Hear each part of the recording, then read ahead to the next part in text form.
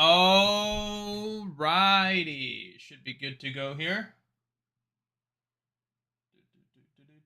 There we go. Awesome. Copy this. All right. Boom. Let me send that through. Okay. So, all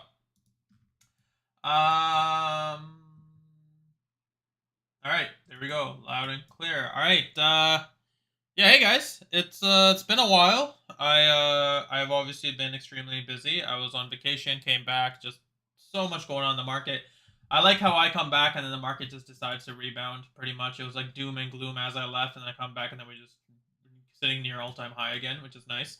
Yeah, vacation was sick. It was honestly super super fun, much needed after a long time. I've just been pretty much just working too much and just needed some time off, and I got that. And just I wasn't on my phone. I tried not to respond to messages, even for the whale and the whale chats. Like, they were like, oh, I wonder what Pingu thinks, and I wanted to message and be like, this is what I think of the market, but I was just like, no. Even for trading wise, I just said my best, like, I'm not gonna do it. Anyways, so yes, there's quite a lot going on in the current conditions. I just quickly want to give you guys a little update here. Now, I have exactly 20 minutes because I do have to run to my doctor's appointment, so I'm going to start right away here. Now, looking at current Bitcoin structure, of course, we saw a very nice V-shaped formation. You can see we dropped all the way down to 95.6. I've talked about V-shaped formations a lot, but your clue or your confirmation is right here. This midterm resistance that it always creates. When you break above that zone, that's your confirmation. And then, of course, there's two ways to trade these sort of situations, right? The first way is, of course, breaking into this resistance and then looking for the completion of the move at the top of the move set. Second way is to pay attention to the wick. Now, regardless of which way you wanted to play Bitcoin here, it was a very profitable trade. Question becomes is what happens once the V-shaped formation completes. Now, this is where things get a little bit more risky, right? Because now you're looking at Bitcoin and you can see that we've already seen such a massive price movement from 95.7.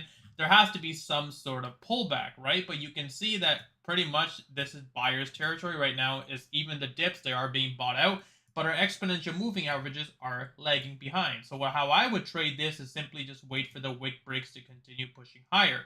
Right now, I wouldn't be looking for a long position, right? Because if the market ends up reversing here, I'm caught out on a bad trade. Instead, I would just simply watch the next wick break for a scalp long, which of course would be around 102.085 would be the next trade opportunity for you guys for a long position. You see Bitcoin's pushing into it, and the reason why is, again, just like this midterm resistance, we have a midterm resistance level right here. Now, let me explain to you guys how momentum trading works. Right now, you can see that Bitcoin is trying to push into the 102 region. Momentum trading basically means that this was the previous all-time high.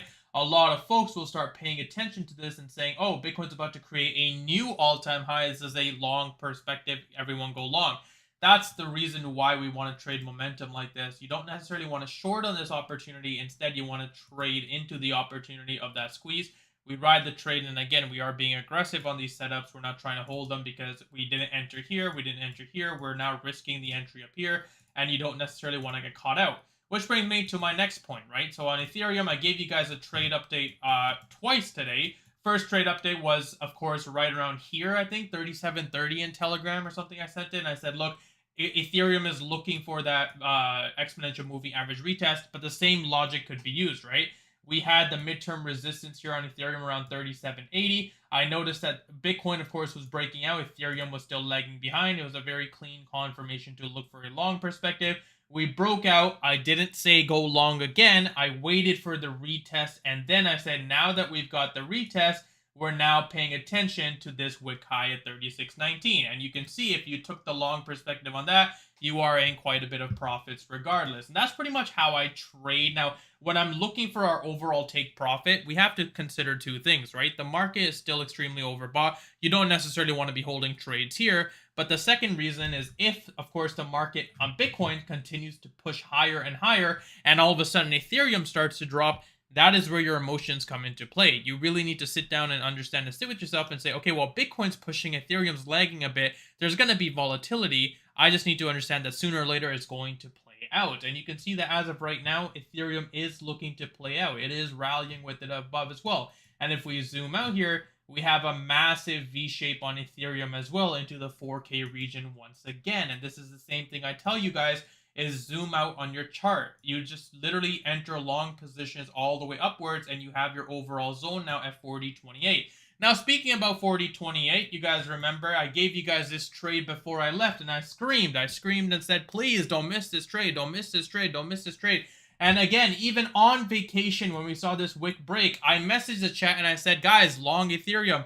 Even though I was on vacation, I still wanted to make sure some of you got that trade. And you can see it went all the way up into 40.80. And then, of course, we saw the reversal. Now, the main deciding factor, just like on Doge for Ethereum, is we have to use 40.28 as support. We did not do that, right? We broke above that region and then immediately rejected. We consolidated. This started to squeeze extremely bad. It was a nice bar formation. And I've talked about this many, many times, as you want to be very careful here. But you can see we broke above, retested. More times we're retesting, broke support. That was a confirmation. It's a failure pattern. And then, of course, you saw Ethereum nuke. Now, these are things that you notice early on. Of course, I wasn't able to tell you guys this, but these are things that you notice early on. And then, of course, you can position yourself accordingly.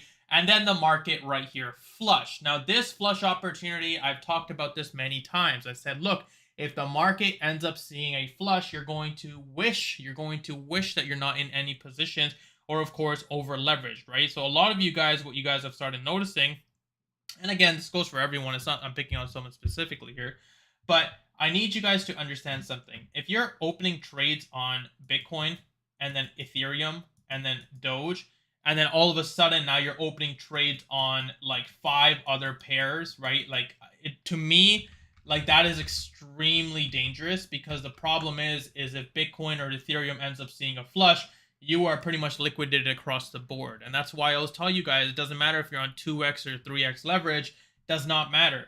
It matters how many positions you have open, because if you're just trading Bitcoin and you're wrong, you lose one trade. If you're trading Bitcoin and you have 10 other pairs open, and then Bitcoin ends up saying, no, you know what, today's not the day, and it flushes, now you got wiped out for 10x the positions. That's the point.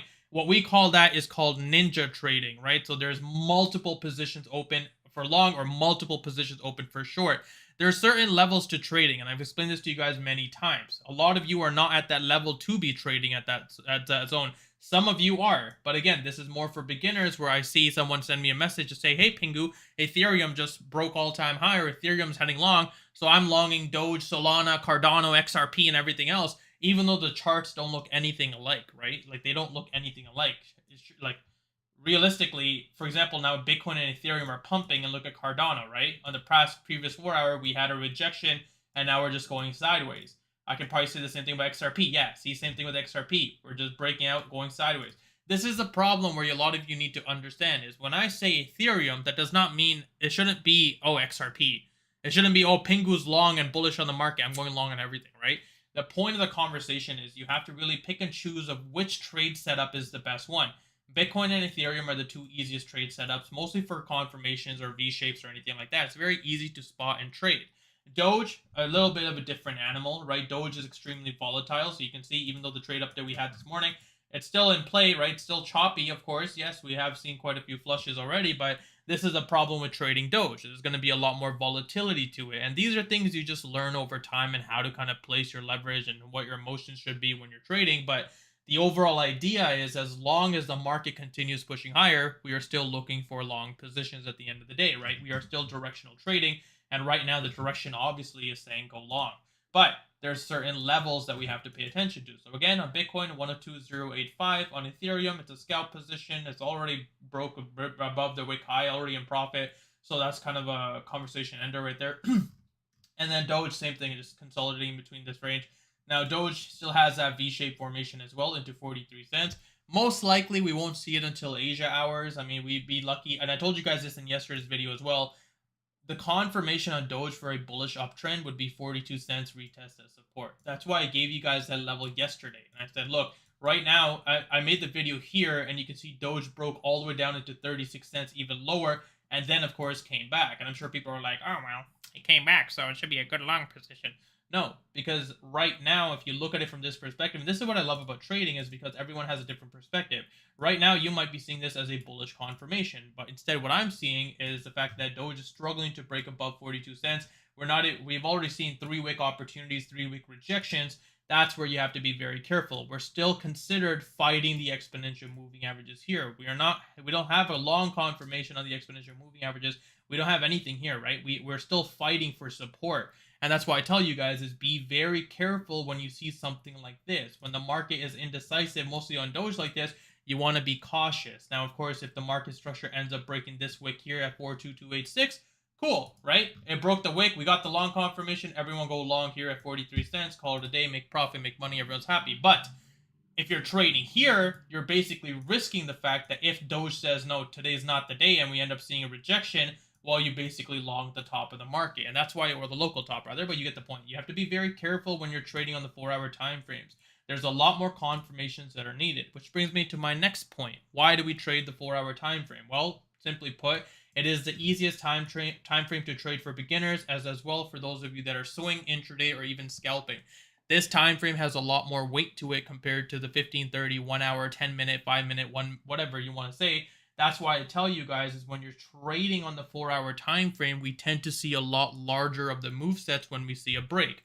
I'll give you a perfect example of this. You can see on Ethereum today, our Ethereum trade on the exponential moving averages was about 37.30 to around 38.30. Yeah, about $100 trade setup in one trade, right? Sure, we didn't catch the whole $100, but regardless, if you longed when I said, hey guys, Ethereum's looking for a long, you made money regardless today, right? And that's the point, is on the 4-hour time frame, it's a lot easier to trade something like this than make mistakes on a 15-minute or 5-minute. Because again, if the 4-hour is bearish and now in the 1 hour it looks bullish and you take a trade based off the 1 hour, you might be in a little bit of profit on the 1 hour, and then Ethereum says, nope, today's the day we're nuking, and then you see a flush, there goes your 1 hour time frame completely washed in 5 minutes, right? So that's pretty much why I trade the 4-hour only, and it works for both ways, right? For scalping and for intraday positions or swing positions, it works extremely well, and you can see that even as of right now.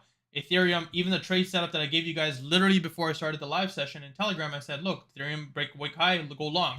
It's about $11, $12 profit right now in Ethereum. And you might not be like, oh, it's only $12. Well, if $12 on 10x leverage is quite a bit. You can make quite a bit of money if you're guaranteed those profits. And that's the point of the conversation, again, is, guys, a lot of you guys, and I'm talking to all of you because now I think most people are listening, is if the market, if you're in a trade and you're up 100%, or 150%, or you're in a swing position, you're up 200%, 80%, 50%, start learning to take those profits, okay? And I'll be honest with you, and I'm not gonna, again, I'm not picking on anyone, but I'm just gonna give an example. I was on vacation and someone sent me a message and they were up 232% on some random altcoin. And I was like, oh, that's cool, awesome. And he sent me the message, he's like, oh my God, Pingu, finally did a big trade, I'm gonna hold it and see how it goes. Market decided to flush, Bitcoin dropped around $8,000, and his position got liquidated. And then he messages me and he said, I wish I closed. I wish I closed. I should have closed. And that's what ruins the market psychology, because guess what? That person now is going to try to make that back. He might get into a trade and make 10%, but he's going to say, that's it. I was up 200%. I should be going for more. I should be doing this. I should be doing that. And that's what I tell you guys, is start getting into the pattern of taking your profits, mostly when it comes down to leveraging, because again, the market doesn't care how you feel. If it wants to sway, it's going to sway, right? So you're better off locking in those 10, 15, 20, even 5, 6, 7% gains, mostly when there's market volatility. Right now, if you're in an Ethereum trade, right, and you're looking at it from 38.19, and you're guaranteed your profit right now, you could take that 5% off the table. I would just take the 5%. Because now look at Bitcoin, right?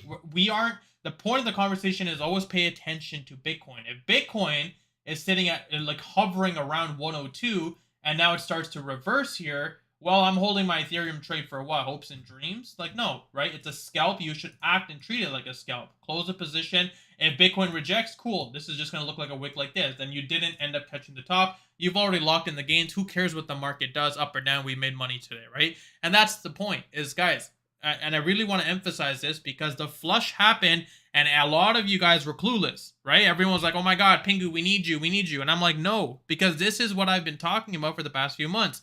And I said, look, if a flush happens and I'm not there, what are you going to do? Right? And then someone's like, oh, you're always there. I'm like, no, if it happens, what are you going to do? And I think a lot of you got a dose of reality on that flush, right? A lot of folks, I'm not talking to everyone, but some of you got a dose of reality on that flush, and it wiped a lot of you for a lot of gains. And that's why I keep telling you over and over and over, is when the market decides to flush, you're not going to have time to react. It's going to happen so fast. You're not going to be able to close your position. You're going to be like, what the hell just happened? You're going to get emotional. You're going to see your gains or your losses. And again, this is the same point to ninja trading, is if you're in a Bitcoin trade and a market decides to flush, you just click one button. Cool. But now if the market's flushing and you have 10 different positions open, what are you doing? Right? What are you doing? 10 different positions open and the market decides to flush. And now you're panicking because every single chart is fluctuating so much you have no idea what to look at anymore. That is the point of the conversation, guys. I keep telling you this over and over and over. I give you guys the reason why I say things over and over is because I have done this for 7 years. 7 years I've spent my life studying these charts. I have done every single beginner mistake that you guys are doing or have done, and I already know what you're going to say before you even send it to me. I already know what the outcome is going to be. And that's why I tell you guys over and over and over on these live streams is, guys, take a minute, realize what you're doing, and take a step back. And then refocus, right?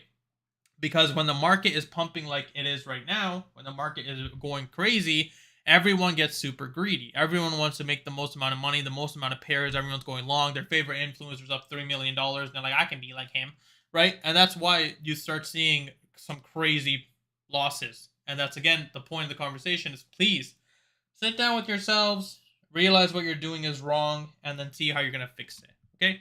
I can say whatever I want. I'm not going to hold your hand forever. I'm just giving you guys the overall market outlook and telling you this is stuff that's psychological, and you should pay attention to it early on, because if you don't, you are going to get wiped out. And when you do get wiped out, don't come to me and say you got wiped out, because I've been saying multiple positions across the board is not something you want to do. I don't care if it's on 2x or 3x leverage, and I keep saying that over and over and over, is because a lot of you are not at that level to be opening that many positions. All you really need to do is focus on 1 or 2 or 3 maximum pairs. Keep in mind, hey, I said focus. I didn't say trade. I said focus on 1, 2, or 3 maximum pairs. Again, that means Bitcoin, Ethereum, and Doge. And just focus on those charts. And if you see a trade update, you take that trade update. Once you're comfortable with Bitcoin, you move on to Ethereum. Once you're comfortable with Ethereum and you're feeling a little frisky, you move on to Doge. But that's it. There's no, oh, I'm trading a random coin I've never heard about, right? And you're like, oh, I'm getting the W formation on it, so I'm going to take a long position. And I'm like sitting there, I'm like, dude, this thing, I don't even know what to tell you. This thing moves like 10 cents a minute.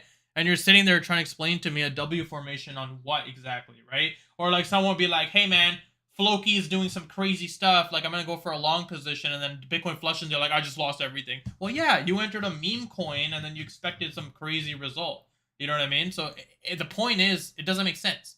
Focus on Bitcoin, focus on Ethereum, focus on Doge, 3 charts. Have you guys noticed I only realistically talk about 3 things. Every now and then I'll talk about Cardano, HBAR, but I only focus on 3 main setups: Doge, Bitcoin, Ethereum. Is because, sure, I can be that YouTuber that says, okay, guys, everyone, we're doing 10 different trades, 10 different pairs. Every single 5 minutes I'm messaging the Telegram for a trade. It's going to drive you guys crazy, right? I don't do that because I don't want you guys to mute the notifications of the channel, because I know I would if I'm sitting there trying to just trade, and now I have like 50 messages coming through from this guy's Telegram. I'm like, bro, shut up. No one cares. You know what I mean?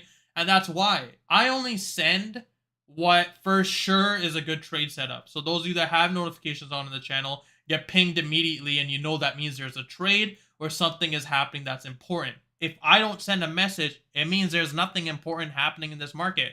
You guys have definitely overtraded to the point where some of you were messaging me and saying, Pingu, Doge is doing this. Is it time? No. If it was time, I would say it's time. Right? I would say, hey guys, this is looking for a nice long position. Like, did we miss Ethereum today? Right? For those of you that were spamming me last night or this morning, did we miss it? No, we caught it. We caught a lot of it. We were even catching it right now, right? We're still in profit from both ways you see it, but that's the point. Right? That's the point. You want to be very careful about it when you're looking for these positions, and just making sure that you understand what you're doing. Anyways, it was awesome seeing you guys. It was great seeing you and talking to you. I do have to run because I do have a appointment for my doctor, and I will catch you guys later. So again, please watch this video again. If you guys are new, I have a free Telegram. There's not a course. There's no update. It's literally a free Telegram. I just sent it in the chat. And that's pretty much where I post everything. I will send a Doge update later. You can see Ethereum is squeezing, and again, we are in profit both ways. So please, trade safe, don't over leverage, and just wait for the trades to come in from the main Telegram. And yeah, so now you can see Bitcoin starting. So again, just real quick before I go, I'm definitely going to be late here, but remember when I said we wait for the level structure to hit at 102? It's not, it's getting close, it's almost there. No, we wait for the structure to hit and then we go long. Because if it reverses, this is how it goes from. All right. Thanks, guys. Thank you so much for coming. I hope you guys have a wonderful day, and I will continue sending in the chat later. All right. Peace out.